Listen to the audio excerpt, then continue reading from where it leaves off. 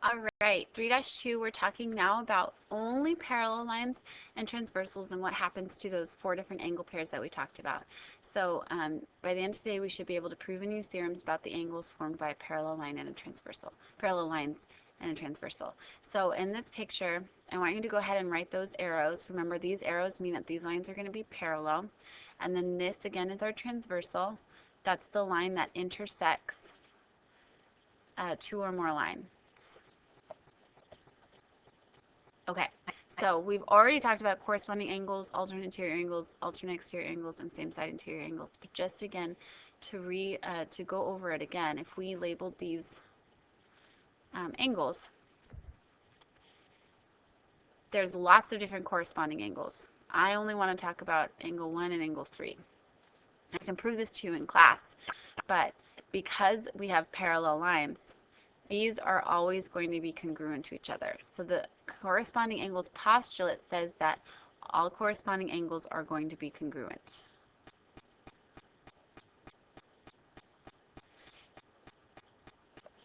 Alternate interior angles, for example, so because of the corresponding angles, I could say angle 1 is congruent to angle 3. Alternate interior angles would be like 3 and 7. So I'm going to erase this one for a second. Okay, so 3 and 7 are alternate interior angles. If you look at it, 3 and 7 kind of look like they're the same angle as well. That's because the alternate interior angle theorem says that all alternate interior angles will be congruent to each other.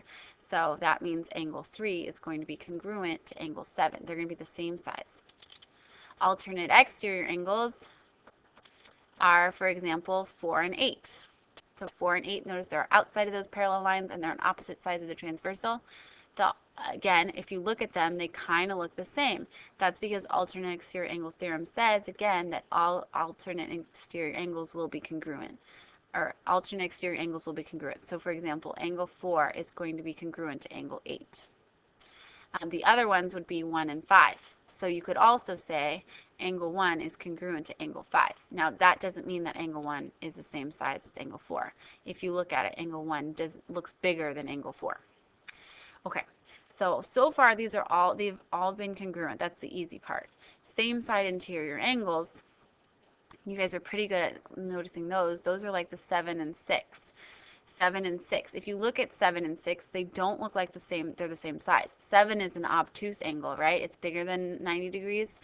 6 is acute, it's less than 90 degrees. That's because if you add these up, they're going to be supplementary. They add up to equal 180 degrees. So to write that, I could say angle 6 plus the measure of angle 7 will equal 180 degrees. Okay, so we've learned 4 theorems. They're either going to be congruent or they're going to be 180 degrees. The easy way to do this, again, this only happens when I have parallel lines, which is why parallel lines are so cool. Let's say I told you that this was 80 degrees. Okay, well, we can use corresponding angles and say, well, this also has to be 80 degrees. We could use vertical angles to say that these are congruent to 80 degrees as well, and this is another 80 degrees. There's lots of ways you guys can think about this. Also notice that this one and this one are alternate exterior angles, so those have to be congruent. How could I figure out where the blank ones are though? Well, if you look at these 2 angles, these are a linear pair. That means they add up to be 180 degrees. They make a straight line. So this one would have to be 100 degrees because 100 plus 80 is 180. Now again, you could use alternate exterior angles. So that means this one's 100 degrees. You could use corresponding angles. So that means this one's 100 degrees. You could use vertical angles. This one's 100 degrees. You can use vertical angles here. You could use alternate interior angles and say this one's 100 degrees.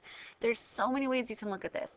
But what I want you to notice is what's true about all the acute angles in this picture. They're congruent. And what's true about all the obtuse angles in this picture? They're congruent to each other. So if you get stuck, if you can't decide if something's corresponding, alternate interior, alternate exterior, same side interior, if you can't decide if they're one of those, then just decide, well, do they look the same? If they're the same, then they're going to be congruent. Do they look different? If they look different, then they're going to be supplementary. They're going to add up to be 180 degrees. Okay, so let's try that. Number 1 says find the measures of angle CBG. So CBG, BG. That's 70 degrees. Boom. There's really nothing else you have to do here. Now 70 degrees, that's an acute angle. So we can go ahead and we can say all of the acute angles are going to be 70 degrees. So this one's going to be 70 degrees. Let's see. This one's an acute angle. This one's going to be 70 degrees. This one's an acute angle. This one's going to be 70 degrees. Are there any other acute angles that I missed? I don't think so. There should just be 4. Now, if the acute angle is 70 degrees, what does the obtuse angle have to be? 110, because 110 and 70 are 180. So we can go ahead and fill in all the obtuse angles if we want.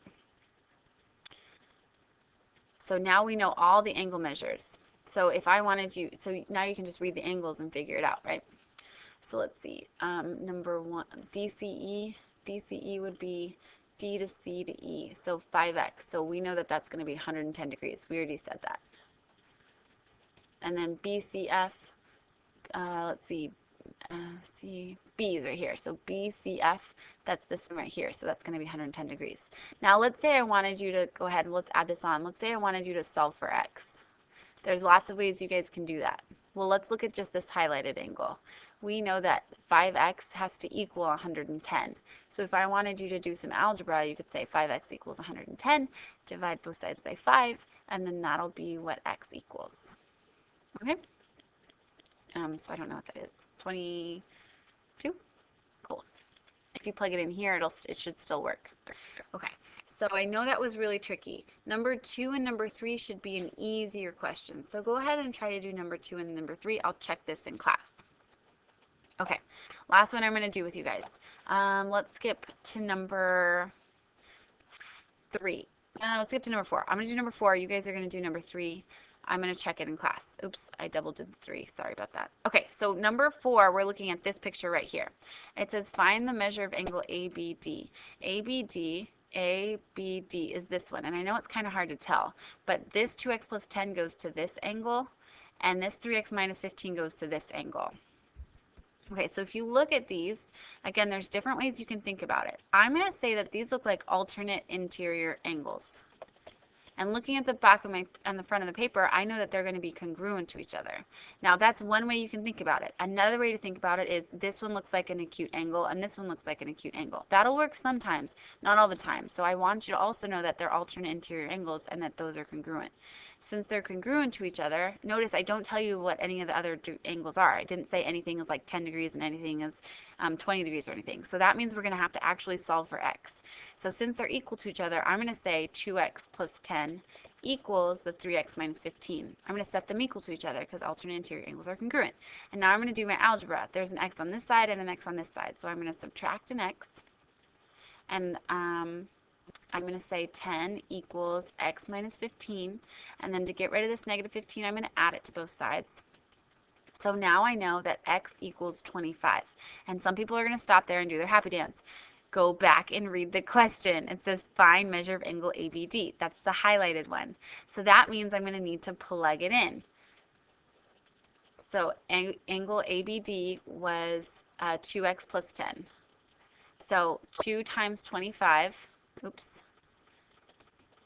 that's 50. And 50 plus 10, that's 60. So the next thing I said was fill in all the angle measures. So I know that this angle is 60 degrees. So that means this angle has to be 60 degrees. Those are acute angles. So all the acute angles, this one's an acute angle and this one's an acute angle. There should be 4 acute angles.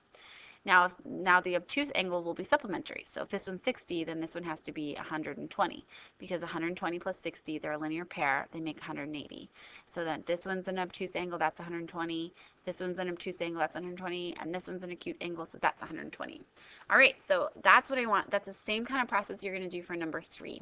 And then we'll do the back page tomorrow. So you did an awesome job today. We learned about parallel lines and how these 4 different angles pairs are related. Again, corresponding angles are congruent, alternate interior angles congruent to each other, alternate exterior angles are congruent to each other, same side interior angles add up to be 180. And the fun fact of the video, did you know that 7 is half of 12? Think about that, and I'll tell you how that's possible tomorrow in class. Have fun.